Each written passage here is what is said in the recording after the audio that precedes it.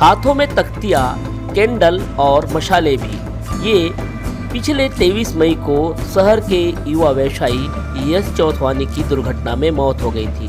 पूरे शहर वासियों का इसको लेकर आक्रोश भी रहा और गम भी। हमारी संवेदनाएं भी चौथवानी परिवार के साथ है। वहीं इसे लेकर कई लोग भी आक्रोशित रहे। ठीक 25 मई को राजनांदगांव के एक पोहा मिल में भी एक महिला की मौत हो गई थी।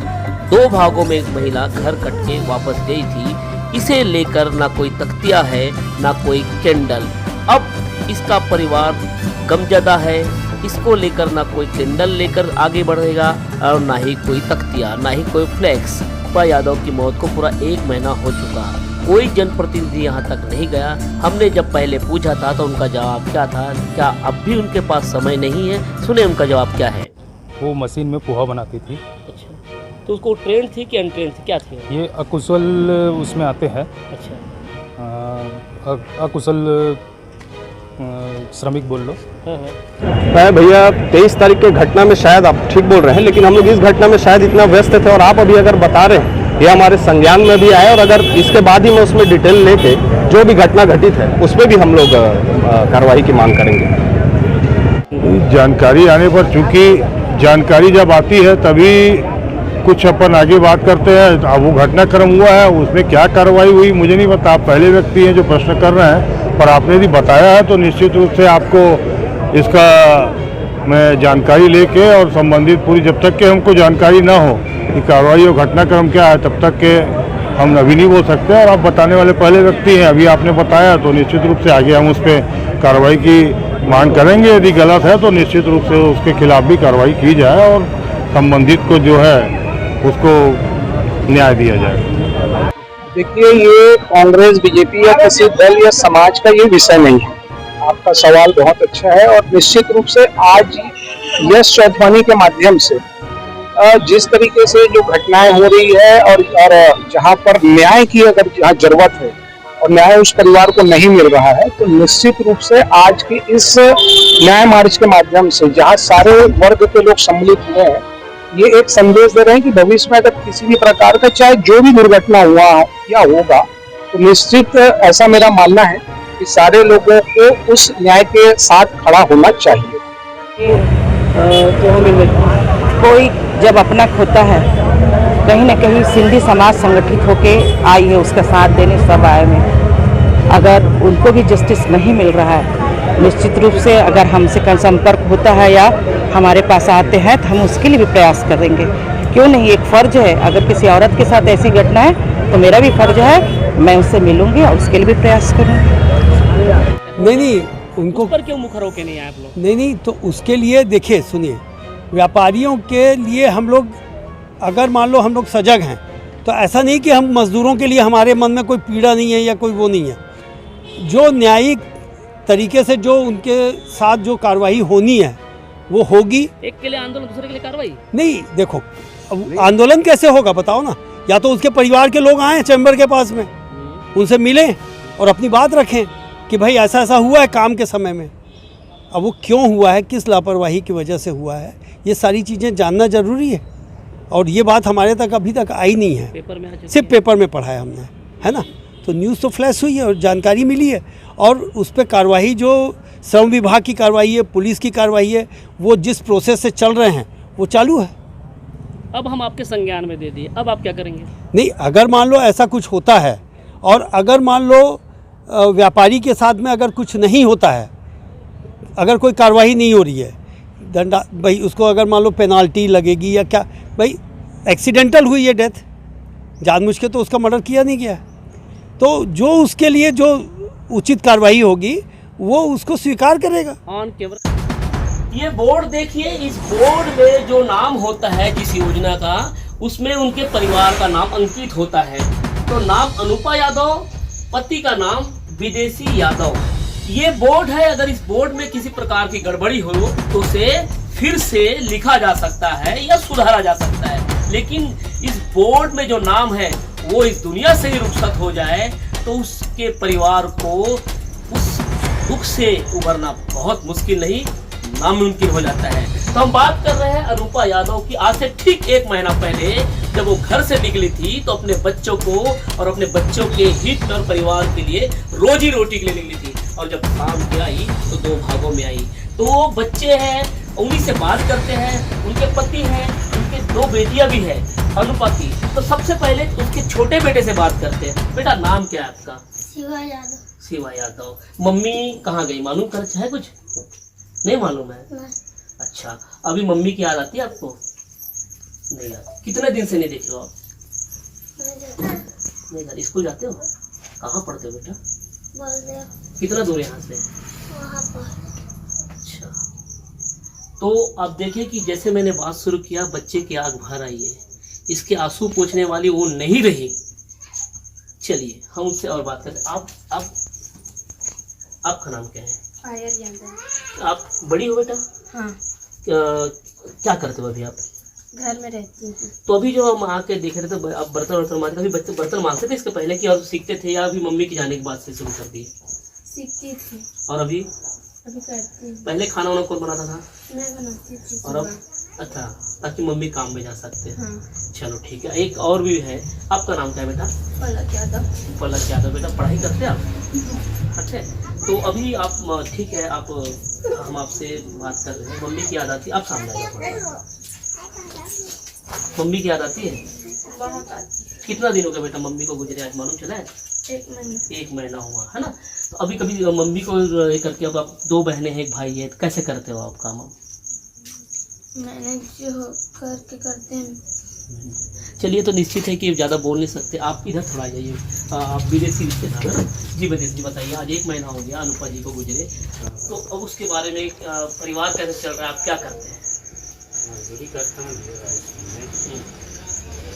बच्चों को संभालना पड़ रहा है, तकलीफ भी जा रही है सामान्य में। मिल वाले भी कुछ बोल रहे हैं तो भी कभी तक कुछ देखने तो।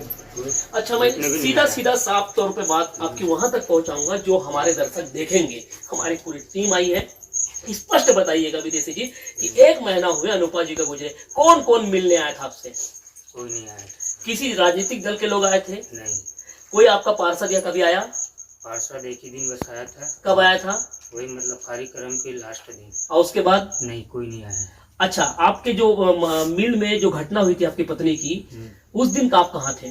मैं काम करने गया था। कैसे मालूम चला था आपको? जब काम से आया था तब पता चला। फिर उसके बाद?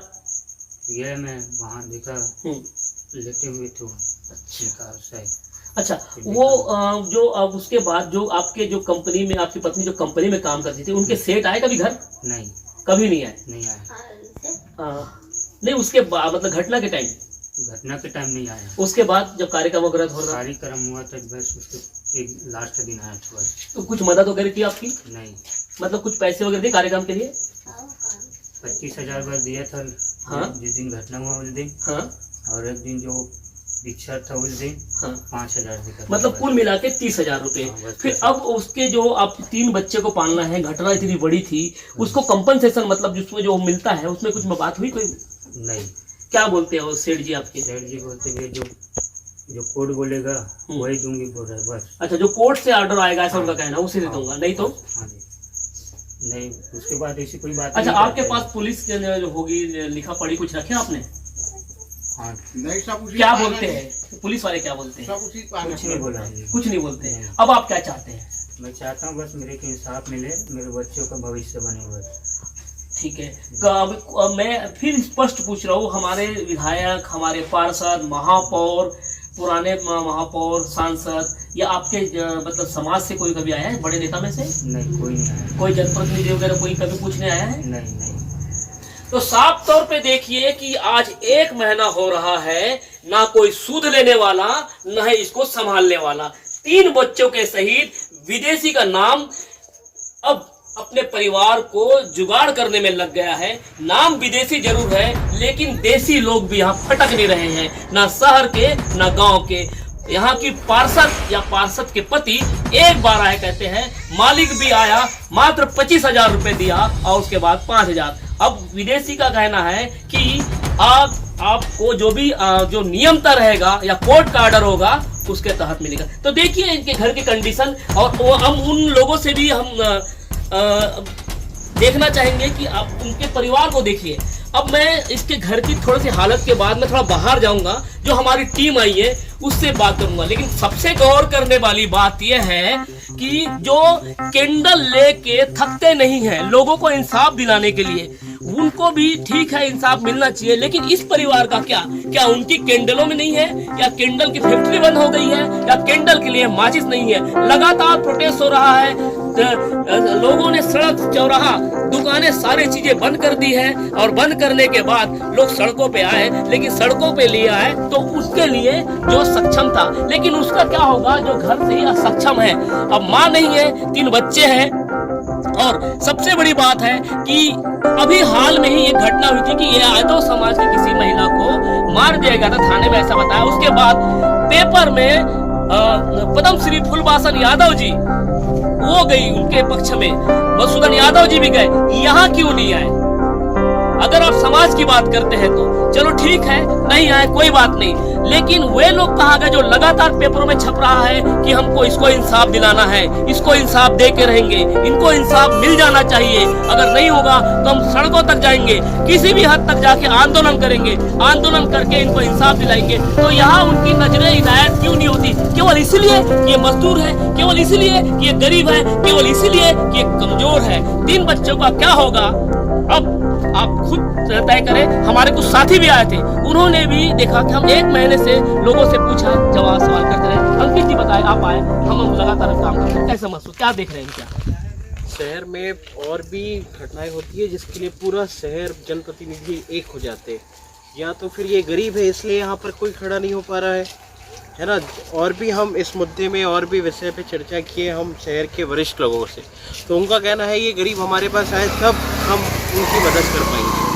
तो क्या अगर आपको मदद करना है तो अमीरी गरीबी देखकर मदद करेंगे आप?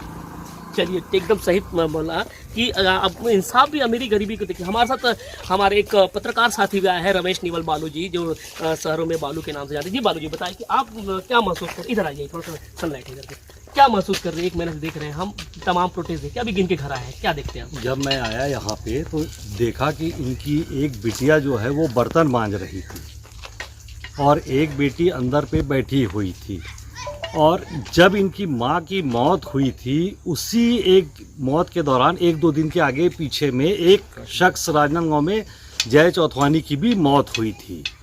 तो ये 2 मौतें एक साथ हुई थी, लेकिन जय चौथवानी की मौत में पूरा शहर उमड़ पड़ा था उसको इंसाफ दिलाने के लिए।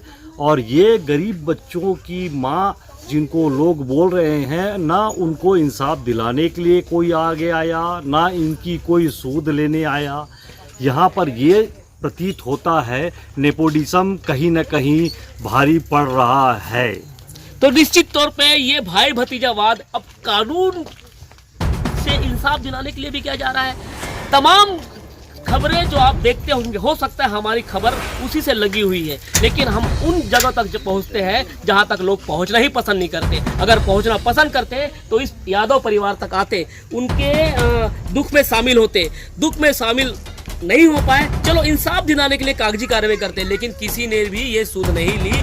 ये हम खबर आप तक पहुंचा रहे हैं। पुराने कुछ विजुअल हैं, उसको भी आप देखते रहिएगा या देख चुके होंगे। तो आप जब भी इस खबर पे लगे कि खबर पे कमेंट करना चाहिए, या हमारे कमेंट बॉक्स में जरूर लिखें। आज इस पूरे ग्राउंड तक हम पहुंचे हैं।